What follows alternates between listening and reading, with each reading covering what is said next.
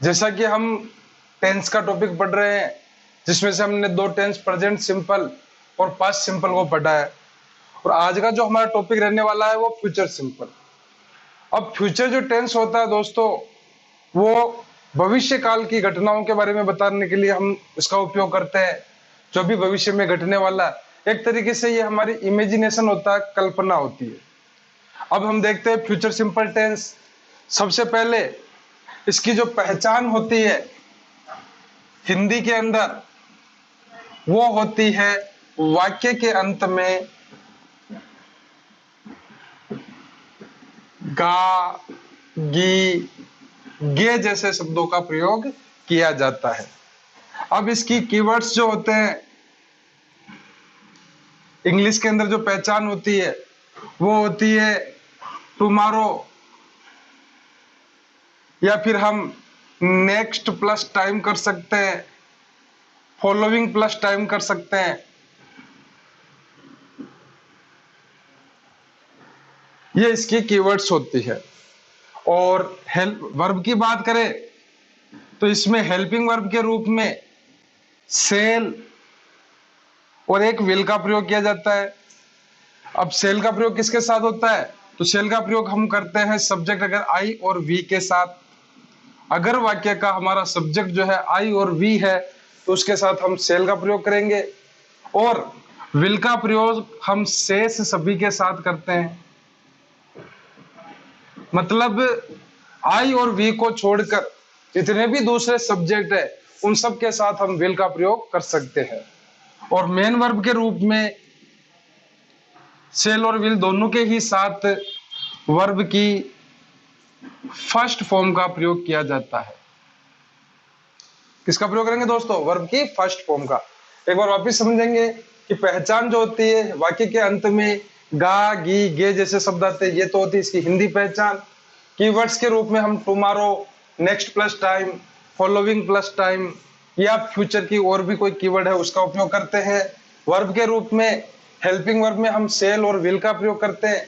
Cell का प्रयोग आई और वी के साथ किया जाता है, और अगर दूसरे कोई भी जो सब्जेक्ट बने हुए हैं उनके साथ हम विल का प्रयोग करेंगे आई वी को छोड़कर। मेन वर्ब के रूप में इन दोनों के साथ में मेन वर्ब की फर्स्ट फॉर्म का प्रयोग किया जाता है। हटो। तो दोस्तों अभी हमने फ्यूचर सिंपल टेंस की सामान्य जानकारी के बारे में पढ़ा था, जिसमें हमें सेल का प्रयोग कहाँ करना, विल का प्रयोग कहाँ करना है, किस प्रकार की कीवर्ड्स हमें फ्यूचर सिंपल टेंस के अंदर या फ्यूचर सिंपल जो टेंस के जो वाक्य होते हैं उनमें दिखाई देती है, उसके बारे में पढ़ा। अब हम देखते हैं हिंदी से इंग्लिश बनाते समय हम फ्यूचर सिंपल के वाक्य कैसे बनाएंगे। पहले देखेंगे हम अफर्मेटिव सेंटेंस, सकारात्मक वाक्य, और इनका जो सूत्र होता है, सबसे पहले हम सब्जेक्ट, उसके बाद हेल्पिंग वर्ब के रूप में सेल या विल, जो भी सही होगा वो लगाएंगे, फिर मेन वर्ब की फर्स्ट फॉर्म, ऑब्जेक्ट, और फिर अदर वर्ड का उपयोग करेंगे। देखते हैं पहला एग्जांपल, तुम कल विद्यालय जाओगे। अब सबसे पहले कौन है कार्य को करने वाला? तो तुम, कौन का जो जवाब होता है वो हमारे वाक्य का हमेशा क्या बनता है? सब्जेक्ट बनता है। कहा जाएगा? विद्यालय, तो एक तरीके से ये क्या हो गया हमारा? ऑब्जेक्ट हो गया। जाओगे वर्ब हो गई, और कल हो गया अपना टाइम। जमाते हैं इसको सब्जेक्ट सूत्र के अनुसार। सबसे पहले सब्जेक्ट, सब्जेक्ट में क्या आ रहा है? तुम, यू। अब यू के साथ हेल्पिंग वर्ब के रूप में सेल का प्रयोग करेंगे या विल का? तो हमने देखा था कि आई और वी के साथ सेल का प्रयोग किया जाता है, शेष सभी के साथ विल का प्रयोग होगा। तो यू जो है इसके साथ हम विल का प्रयोग करेंगे, यू विल। जाने को कहते हैं गो। कहा जाओगे? To school. कब जाएंगे? कल, तो टुमारो। तो अपना सेंटेंस बन जाएगा you will go to school tomorrow, तुम कल विद्यालय जाओगे। अगला देखेंगे, मेरा भाई अगले महीने एक किताब लिखेगा। सबसे पहले देखिए दोस्तों, अंतिम जो शब्द है उसका अंतिम अक्षर गा, गी, गे से मिल रहा है, मतलब फ्यूचर सिंपल टेंस को बता रहा है। अब कार्य को करने वाला कौन है? तो मेरा भाई, ये हो गया आपका सब्जेक्ट। क्या करेगा कि एक किताब जो है वो लिखेगा। एक किताब हो गया ऑब्जेक्ट, और लिखेगा हो गई वर्ब, और अगले महीने हो गया आपका टाइम। अब इसको हम जमा लेते हैं। सबसे पहले सब्जेक्ट मेरा भाई, तो माय ब्रदर।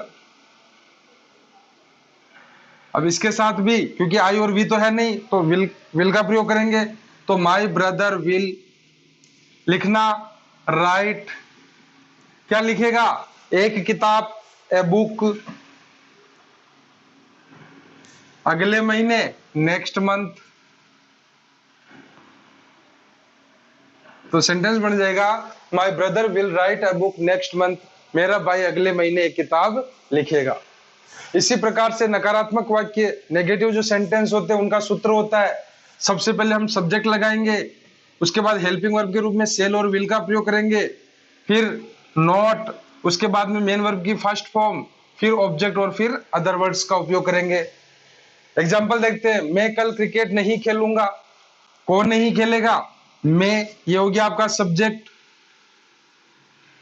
क्या नहीं खेलूंगा, क्रिकेट, ये हो गया आपका ऑब्जेक्ट। नहीं, नॉट और खेलूंगा हो गई आपकी वर्ब, और कल जो हो गया वो हो गया आपका टाइम। जमाते हैं इनको दोस्तों। सबसे पहले हम सब्जेक्ट के रूप में मैं को क्या कहेंगे, आई। अब आई के साथ में हम विल और सेल में से किसका प्रयोग करेंगे, तो आई और वी के साथ हम सेल का प्रयोग करते हैं, अतः आई के साथ आ जाएगा सेल।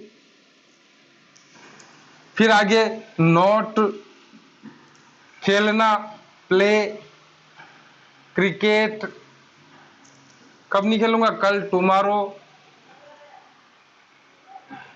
ऐसे बन जाएगा नकारात्मक वाक्य, I shall not play cricket tomorrow, मैं कल क्रिकेट नहीं खेलूंगा। सीता गाना नहीं गाएगी। देखिए अंतिम अक्षर गी आ रहा है, एक तरीके से फ्यूचर सिंपल टेंस है। कौन है कार्य को करने वाली, सीता, तो सबसे पहले सीता। फिर सीता के बाद में हेल्पिंग वर्ब, सीता के लिए विल आएगा या सेल आएगा, विल का प्रयोग करेंगे। उसके बाद में नोट, चूंकि वाक्य नकारात्मक है तो हमें नोट लगाना है। फिर गाएगी, गाना गाने की क्रिया को कहते हैं सिंग, जो कि वर्ब की फर्स्ट फॉर्म है, तो सीता विल नॉट सिंग, क्या नहीं गाएगी, सॉन्ग। सॉन्ग आगे टाइम वगैरह नहीं है तो हमें नहीं लिखना है। इस प्रकार से हम नेगेटिव सेंटेंस को बनाएंगे। तो इस प्रकार कर दो। अफर्मेटिव और नेगेटिव वाक्यों के बाद अगला जो हमारा सेंटेंस का जो पैटर्न है वो है interrogative helping verb. Interrogative helping verb के अंदर मैंने बताया था कि ऐसे वाक्य जो हिंदी के अंदर क्या से जिनकी शुरुआत होती है वो हेल्पिंग वर्ब वाले इंट्रोगेटिव सेंटेंस होते हैं, और उनका जो सूत्र है वो क्या है, सबसे पहले हेल्पिंग वर्ब सेल या विल में से हमें एक लगाना है, उसके बाद में फिर सब्जेक्ट, मेन वर्ब की फर्स्ट फॉर्म, फिर ऑब्जेक्ट तथा अदर वर्ड लगाते हुए इंट्रोगेटिव साइन या प्रश्नवाचक चिन्ह का उपयोग करना है। एग्जाम्पल देखते हैं, क्या वह अगले वर्ष एक किताब लिखेगा। अब सबसे पहले देखिए वाक्य कहां से शुरू हो रहा है, क्या से, इसका मतलब ये हेल्पिंग वर्ब वाला इंट्रोगेटिव सेंटेंस है। कार्य को करने वाला कौन है, वह, क्या हो गया आपका सब्जेक्ट हो गया, क्या लिखेगा, एक किताब लिखेगा, ऑब्जेक्ट हो गया, लिखना आपकी वर्ब हो गई, और अगले वर्ष हो गया आपका टाइम। जमाते हैं सबसे पहले, चूंकि वाक्य इंट्रोगेटिव है सबसे पहले हमें हेल्पिंग वर्ब का उपयोग करना पड़ेगा, लेकिन जो हेल्पिंग वर्ब का जो हम उपयोग करेंगे वो सब्जेक्ट के आधार पर ही किया जाएगा। अगर सब्जेक्ट आई या वी है तो हम सेल का उपयोग करेंगे, और अगर सब्जेक्ट आई या वी के अलावा कोई दूसरा है तो वहां पर हम विल का प्रयोग करेंगे। तो यहाँ पर सब्जेक्ट आ रहा वह है जो कि आई या वी में नहीं है, तो हम सबसे पहले हेल्पिंग वर्ब के रूप में विल का प्रयोग करेंगे, विल, और फिर वह को हम कहेंगे ही। फिर आगे मेन वर्ब की फर्स्ट फॉर्म राइट, क्या लिखेगा, किताब, ए बुक, अगले वर्ष नेक्स्ट मंथ, और आपका सेंटेंस बन जाएगा will he right a book next month, क्या वह अगले वर्ष क्या वह अगले महीने एक किताब लिखेगा। अगला एग्जांपल देखेंगे, क्या मैं यह किताब पढ़ूंगा। एक तरीके से ये भी इंट्रोगेटिव क्या से शुरू हो रहा है, हेल्पिंग वर्ब वाला हो गया, मैं आपका सब्जेक्ट हो गया, यह किताब हो गया ऑब्जेक्ट, और पढ़ूंगा हो गई आपकी वर्ब। जमाते हैं दोस्तों, मैं, आई, और आई के लिए हम हेल्पिंग वर्ब के रूप में किसका प्रयोग करते हैं, सेल का, तो सेल, आई। फिर उसके बाद में वर्ब जो है वो है पढ़ूंगा, रीड, तो सेल आई रीड, यह किताब, दिस बुक। आगे और कोई दूसरा शब्द नहीं है तो हमें इंट्रोगेटिव मार्क लगाना है, प्रश्नवाचक चिन्ह का उपयोग करना है, shall I read this book, क्या मैं यह किताब पढ़ूंगा। फिर आगे देखेंगे दोस्तों, जो वाक्य का पैटर्न है वो है इंट्रोगेटिव डब्ल्यूएच वर्ड, और उसमें क्या होता है कि पूरा जो हेल्पिंग वर्ब और WH वर्ड में क्या अंतर है, तो हम सूत्र के आधार पर देखेंगे तो कुछ नहीं करना है। जो हेल्पिंग वर्ब का सूत्र होता है उसी के आगे प्लस में WH वर्ड लगा देते हैं, तो वो पूरा पूरा जो सूत्र होता है वो WH वर्ड वाला बन जाता है। अब देखते हैं वाक्यों के एग्जाम्पल।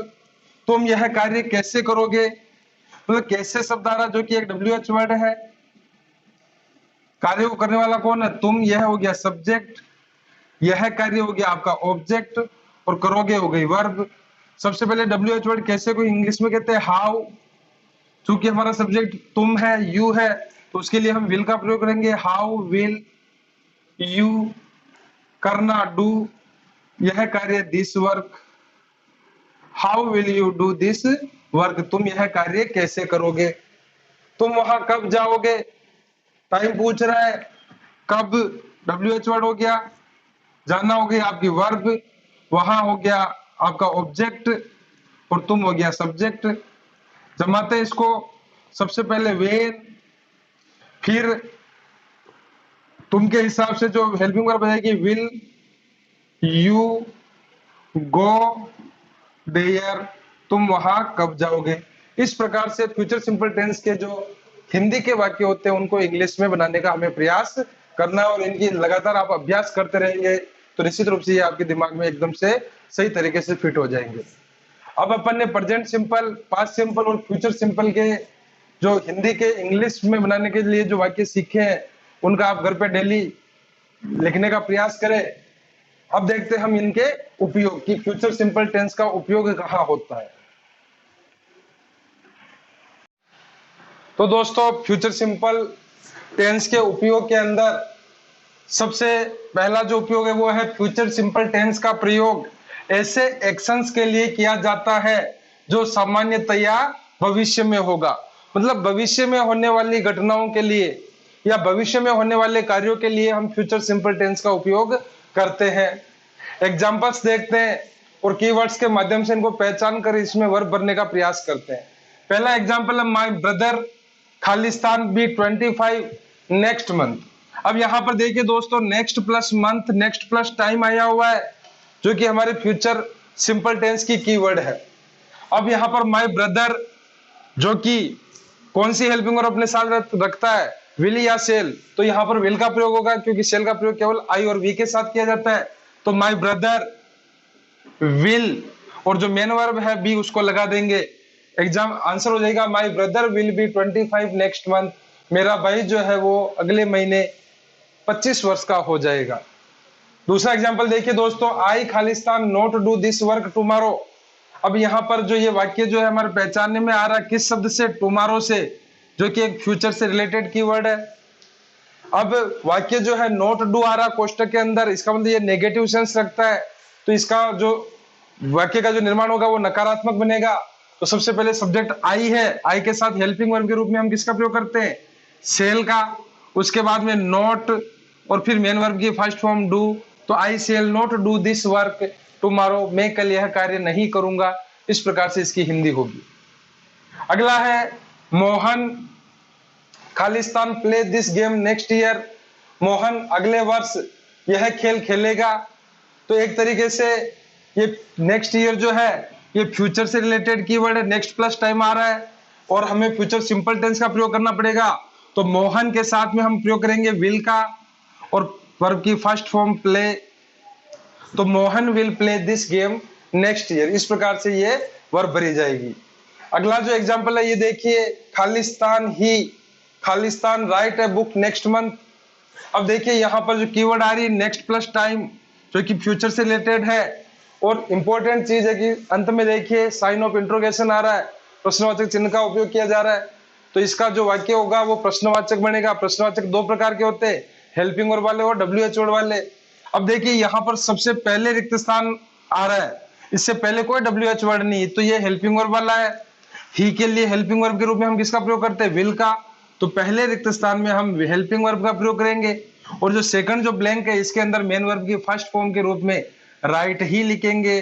तो एग्जाम आंसर हो जाएगा will he right a book next month, क्या वह अगले महीने एक किताब लिखेगा। इस प्रकार से फ्यूचर सिंपल टेंस की पहचान करके वर्ब्स भरी जाती है। हाँ जी दोस्तों, अब हम आगे देखते हैं कि फ्यूचर सिंपल टेंस के जो उपयोग होता है वो तो विशेष रूप से एक ही होता है कि भविष्य काल में होने वाले कार्यों के लिए फ्यूचर सिंपल टेंस का उपयोग किया जाता है। उसके अलावा कुछ अदर फैक्ट भी है जहां पर फ्यूचर सिंपल टेंस मतलब भावार्थ तो सिंपल फ्यूचर टेंस का होता है, लेकिन वास्तव में वर्ब जो होती है वो फ्यूचर सिंपल टेंस वाली सेल प्लस विल सॉरी तो दोस्तों फ्यूचर सिंपल टेंस के उपयोग के रूप में तो एक ही विशेष उपयोग होता है कि भविष्य काल में होने वाली घटनाओं का बोध कराने के लिए फ्यूचर सिंपल टेंस का प्रयोग किया जाता है। लेकिन फ्यूचर सिंपल टेंस के कुछ अदर फैक्ट्स भी है, कुछ अलग तथ्य भी है जिनको हम देख लेते हैं। इन फैक्ट्स की विशेषता यह है कि ये जो वाक्य है इनका भावार्थ तो फ्यूचर सिंपल टेंस का होगा, लेकिन इनमें प्रयोग में आने वाली वर्ब जो होगी वो फ्यूचर से रिलेटेड नहीं होगी, अर्थात शेल विल प्लस वर्ब की फर्स्ट फॉर्म का प्रयोग नहीं होगा। तो इनको समझते हैं, देखते हैं दोस्तों कि फ्यूचर में होने वाले एक्शंस के लिए निम्नलिखित स्ट्रक्चर का भी प्रयोग होता है। मतलब कि फ्यूचर से रिलेटेड एक्शन को बताने के लिए हम इन स्ट्रक्चर का उपयोग भी कर सकते हैं, जिसमें पहला क्या है, subject plus has have plus infinitive. चूंकि इन्फिनिटिव हम वर्ब्स के अंदर पढ़ चुके हैं कि टू के बाद में वर्ब की फर्स्ट फॉर्म का आना इन्फिनिटिव कहलाता है, जो कि वाक्य में वर्ब का कार्य नहीं करता है। तो यहाँ पर subject plus has have plus infinitive का प्रयोग करके हम वाक्य बना सकते हैं जो कि आपको अर्थ भविष्य का ही देगा, भविष्य में होने वाली घटना का ही देगा। देखते हैं एग्जांपल, आई हैव टू पे द फी, कि मुझे फीस जमा करानी पड़ेगी या मुझे फीस जमा करवानी है। अब ये मतलब कि भावार्थ तो मुझे फीस जमा करानी पड़ेगी ऐसा दे रहा, मतलब गागेगी वाला अक्षर आ रहा है, गागेगी की पहचान फ्यूचर सिंपल से होती है, लेकिन यहाँ पर वर्ब जो है हैव टू पे आ रहा है जो कि फ्यूचर से रिलेटेड नहीं है। He has to come in time, उसे समय पर आना पड़ेगा, यहाँ पर भी हैज टू प्लस कम आ रहा है। देखिए तो ये जो है भावार्थ तो फ्यूचर सिंपल का दे रहे हैं, लेकिन इनका जो स्ट्रक्चर है वो फ्यूचर से रिलेटेड नहीं है। दूसरा है subject plus is am are plus infinitive देकर भी हम फ्यूचर सिंपल टेंस की तरह वाक्य बना सकते हैं, भविष्य में होने वाली घटनाओं का ये वाक्य भी बोध करवाते हैं। जैसे कि you are to appear at the examination, तुम्हें एग्जामिनेशन देना है, वहां एग्जामिनेशन में आना है, आना पड़ेगा, इस प्रकार का भाव दे रहा है। यू आर टू अपियर, तो मतलब इजेएमआर प्लस इंफिनिटिव आ रहा है, प्लस मतलब इंफिनिटिव का मतलब क्या होता है, टू प्लस वर्ब की फर्स्ट फॉर्म। अब आगे देखते हैं subject plus is am are plus about plus infinitive से भी फ्यूचर से रिलेटेड वाक्य बनते हैं। जैसे she is about to sing a song, उसे गाना गाना पड़ेगा, इसका भावार्थ तो फ्यूचर से रिलेटेड है, लेकिन यहाँ पर वर्ब जो है is am are plus about plus infinitive आ रही है। आगे देखेंगे subject plus is am are plus going plus infinitive, ये भी फ्यूचर में होने वाली घटनाओं से संबंधित वाक्य इनसे बनते हैं, जिसमें is am are plus going plus to infinitive, मतलब टू के बाद में वर्ब की फर्स्ट फॉर्म का प्रयोग होता है। भावार्थ तो इनका फ्यूचर से रिलेटेड होता है। तो दोस्तों फ्यूचर सिंपल का विशेष उपयोग तो एक ही होता है कि भविष्य में होने वाली घटनाओं के लिए हम फ्यूचर सिंपल टेंस का प्रयोग करते हैं। लेकिन फ्यूचर सिंपल टेंस से रिलेटेड कुछ अदर फैक्ट्स भी हैं, जिनमें क्या होता है कि वर्ब तो फ्यूचर सिंपल से रिलेटेड नहीं होती है, लेकिन उन सेंटेंस का भावार्थ जो होता है, उन सेंटेंस का जो हिंदी अर्थ जो होता है वो फ्यूचर से रिलेटेड होता है, एक तरीके से फ्यूचर की कल्पना ही होती है।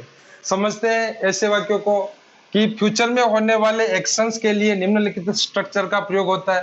तो ये जो चार स्ट्रक्चर दे रखे हैं मैंने, इन चार स्ट्रक्चर जो है ये भी फ्यूचर से रिलेटेड घटनाओं को ही बताते हैं, लेकिन इनमें shall plus will plus verb की फर्स्ट फॉर्म का प्रयोग नहीं होता है। देखते हैं सब पहला structure subject plus has have plus infinitive. Infinitive आपने पढ़ा ही हुआ है कि टू के बाद में वर्ब की फर्स्ट फॉर्म का आना इंफिनिटिव कहलाता है। अब ये जो है subject plus has have plus infinitive जो है ये भी फ्यूचर से रिलेटेड घटनाओं को ही बताता है।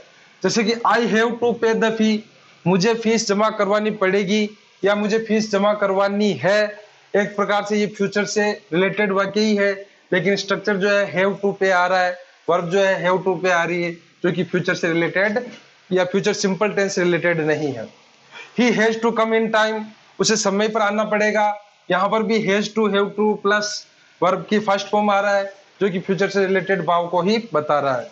दूसरा जो स्ट्रक्चर होता है वो होता है subject plus is am are plus infinitive, कि सब्जेक्ट प्लस इजेएमआर के बाद में टू प्लस वर्ब की फर्स्ट फॉर्म का प्रयोग होना। जैसे कि you are to appear at the examinations, तुम्हें एग्जामिनेशन में आना पड़ेगा, तुम्हें परीक्षा में आना पड़ेगा। तो यहाँ पर आर टू अपीयर आ रहा है, जो कि ये दूसरा स्ट्रक्चर अपना फ्यूचर से रिलेटेड ही है। फिर आगे है subject plus इजेमआर plus about plus infinitive. तो सब्जेक्ट के बाद में इजेमआर प्लस अबाउट और उसके बाद में भी टू के बाद में वर्ब की फर्स्ट फॉर्म लगाकर तीसरे स्ट्रक्चर से भी फ्यूचर से रिलेटेड वाक्य बनाए जा सकते हैं। She is about to sing a song, उसे एक गाना गाना पड़ेगा, या वो एक गाना गाने वाली है। तो यहाँ पर भी जो भावार्थ है, मतलब गाना गाया नहीं, अब गाएगी, फ्यूचर से रिलेटेड ही है, लेकिन यहाँ पर सेल विल प्लस वर्ब की फर्स्ट फॉर्म का प्रयोग नहीं हो रहा। तो ये भी एक तरीके से अदर फैक्ट्स के अंदर ही आएगा। और अंतिम जो है subject plus इजेमआर plus going plus infinitive, कि सब्जेक्ट के बाद में इजेमआर का प्रयोग करके going plus to plus verb की फर्स्ट फॉर्म का प्रयोग करके भी हम फ्यूचर से रिलेटेड एक्शंस को बता सकते हैं। जैसे कि I am going to tell you a story today, कि आज मैं तुम्हें एक कहानी कहने जा रहा हूं। अब देखिए, जा रहा हूं भावार्थ तो आ रहा प्रेजेंट कंटिन्यू का, लेकिन एक्शन जो है किसका है, फ्यूचर से रिलेटेड है, क्योंकि अभी तक कह नहीं रहा हूं, अब कहूंगा या कहने जा रहा हूं। तो इस प्रकार से कुछ जो ये स्ट्रक्चर होते हैं, ये भी फ्यूचर से रिलेटेड सेंटेंस को बनाने में मदद करते हैं। धन्यवाद। तो दोस्तों, हमने फ्यूचर सिंपल टेंस का उपयोग तथा फ्यूचर सिंपल टेंस की हमने पूरी जानकारी ले ली है। एक कंफ्यूजन जो विशेष रूप से फ्यूचर सिंपल टेंस का उपयोग करते हुए या फ्यूचर सिंपल के वाक्य बनाते समय हमारे दिमाग में रहता है कि सेल और विल का प्रयोग। अब ग्रामेटिकल नियम के हिसाब से तो आई और वी के अगर सब्जेक्ट बने हुए हैं तो उनके साथ हम हेल्पिंग वर्ब के रूप में सेल का प्रयोग करेंगे, तथा आई या वी को छोड़कर अगर कोई दूसरा सब्जेक्ट बना हुआ तो उसके साथ हम विल का प्रयोग करते हैं। लेकिन आधुनिक अंग्रेजी के अंदर या अपन कह सकते हैं स्पोकन इंग्लिश के अंदर जो है सभी सब्जेक्ट के साथ में विल का प्रयोग किया जा सकता है या करते भी हैं। तो ये ध्यान रखिएगा कि ग्रामेटिकल नियम तो यही कहता है कि आई और वी के साथ सेल का प्रयोग से सभी के साथ हम विल का प्रयोग करेंगे, लेकिन स्पोकन के अंदर हम विल का प्रयोग सभी जगह पर कर सकते हैं। आगे दोस्तों, हम बहुत ही जल्दी 12th इंग्लिश की क्लासेस भी शुरू करने वाले हैं, जिसमें पहला सेक्शन जो है हम पोएट्री वाला लेने वाले हैं। अतः हमारे वीडियो के साथ बने रहें और इस लॉकडाउन की इस आपातकालीन स्थिति में please stay home, stay safe, घर पे रहे, सुरक्षित रहे। Thank you.